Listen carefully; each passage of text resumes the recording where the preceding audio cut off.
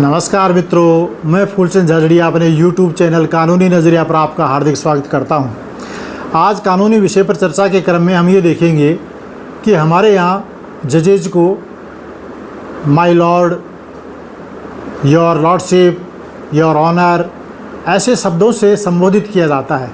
ऐसे लगता है कि जैसे हम भारत में नहीं इंग्लैंड में बैठे हैं। तो ये शब्द क्यों बोले जाते हैं, कहाँ से आए, क्या मतलब है इनका? देखिए, इनका वैसे तो सीधा सा मतलब है कि पद की गरिमा और सम्मान दर्शाने के लिए इनका प्रयोग किया जाता रहा है, लेकिन वर्तमान में इसकी क्या उपयोगिता है और क्या इसका औचित्य है, इस पर हम चर्चा कर रहे हैं।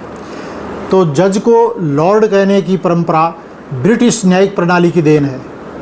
अंग्रेज़ों ने हमारे यहाँ राज किया काफ़ी वर्षों तक, उन्हीं की ये देन है।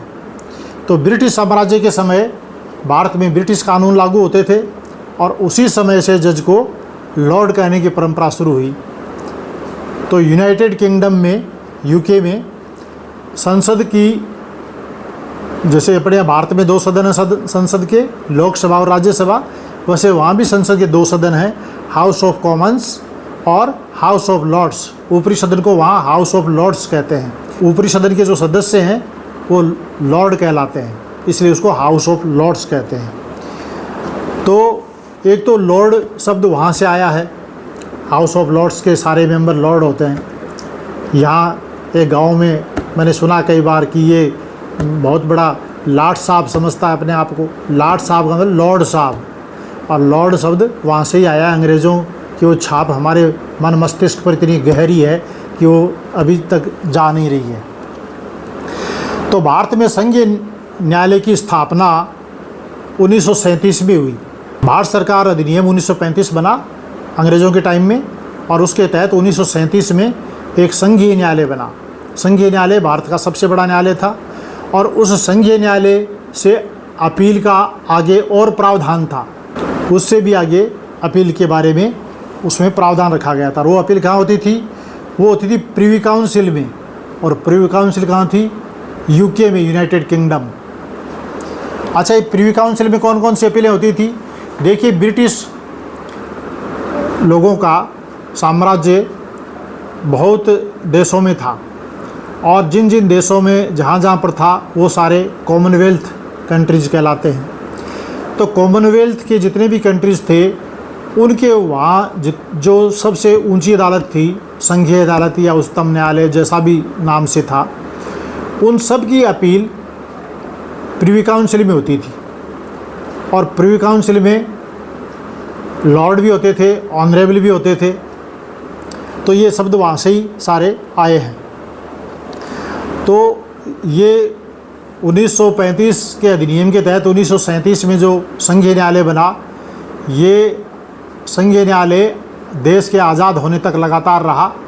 और भारत का संविधान जब 1950 में लागू हुआ, तब यहाँ संघीय न्यायालय के स्थान पर उच्चतम न्यायालय बना।